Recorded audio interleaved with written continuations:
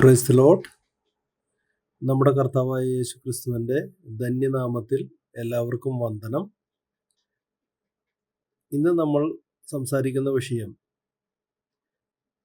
നമ്മുടെ കർത്താവായ യേശു ക്രിസ്തുവിൽ വിശ്വസിക്കുന്നവന് നിത്യജീവനുണ്ട്, അവൻ ഒരു നാളും നശിച്ചു പോകുകയില്ല എന്നാണ്.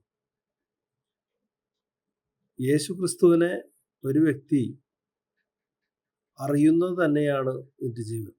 വചനം പറയുന്നു, പിതാവിനെയും പുത്രനെയും അറിയുന്നതാണ് നിത്യജീവൻ.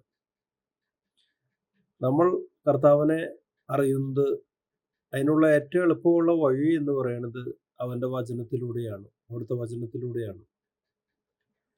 അതുപോലെ തന്നെ ആ വചനം നമുക്ക് മനസ്സിലാവാൻ ദൈവത്തിൻ്റെ ആത്മാവിൻ്റെ സഹായവും നമുക്ക് വേണം. നമുക്കറിയാം, ദൈവം ആത്മാവാകുന്നു. ഒരിക്കലും ദൈവത്തിനൊരു മനുഷ്യൻ്റെ അളവുകോലിലല്ല ദൈവം നിൽക്കുന്നത്. ഒരു മനുഷ്യന് നീളം, വീതി, ഉയരം ഇങ്ങനെയുള്ള ഡയമെൻഷനുകളിലാണ് ഒരു മനുഷ്യൻ നിൽക്കുന്നത്. എന്നാൽ ദൈവം ടൈമിലോ അല്ലെങ്കിൽ ഏതെങ്കിലും ഡയമെൻഷനുകളിലോ പെട്ട ആളല്ല. ദൈവത്തിൻ്റെ അകത്താണ് സൂര്യനും നക്ഷത്രങ്ങളും പ്രപഞ്ചവും എല്ലാം ഇരിക്കുന്നത്. അതുകൊണ്ടാണ് ദൈവത്തെക്കുറിച്ച് പറയുന്നത്, അവൻ സ്വർഗത്തിലും അടങ്ങാത്തവനല്ലല്ലോ. അവൻ സ്വർഗത്തിൽ അടങ്ങുന്നവനല്ലല്ലോ, അടങ്ങുന്നവനല്ലല്ലോ എന്നാണ് പറയുന്നത്. സ്വർഗത്തിനേക്കാളും വലിയവനാണ് കർത്താവ്. ഞാൻ പാതാളത്തിൽ പോയി വിളിച്ചാൽ അവിടെയും കർത്താവുണ്ട്. ഞാൻ നക്ഷത്രങ്ങളുടെ ഇടയിൽ കൂടെ വെച്ചാൽ അവിടെയും കർത്താവുണ്ട്. ഞാൻ സമുദ്രത്തിൽ പോയാൽ അവിടെയും കർത്താവുണ്ട്.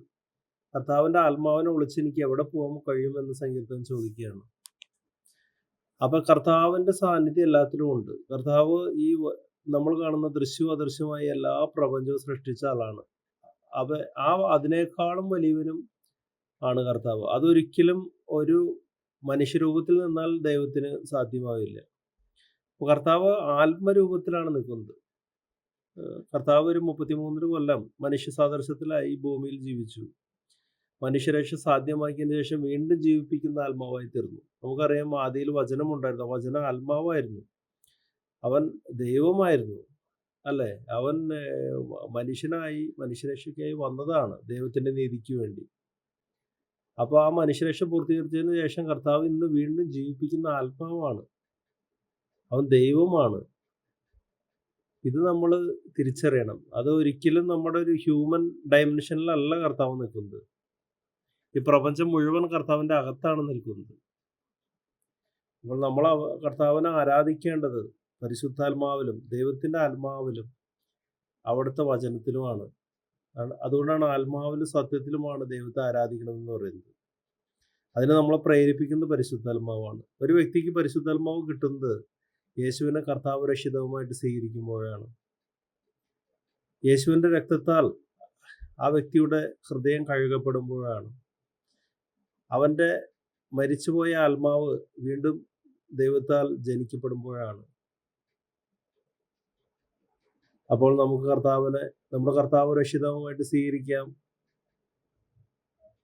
ദൈവത്തിൻ്റെ എല്ലാ അവകാശത്തിലും നമുക്ക് പങ്കുചേരാം. ദൈവത്തിൻ്റെ മക്കളാകുവാനുള്ള ഭാഗ്യം ലഭിക്കും.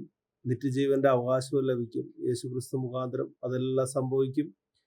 നമുക്കതിലേക്ക്, കർത്താവിലേക്ക് ആശ്രയിക്കാം. അവിടുത്തെ മുഖത്തേക്ക് നോക്കാം. കർത്താവിനെ നമ്മുടെ രക്ഷകനും കർത്താവുമായി ഏറ്റുപറയാം.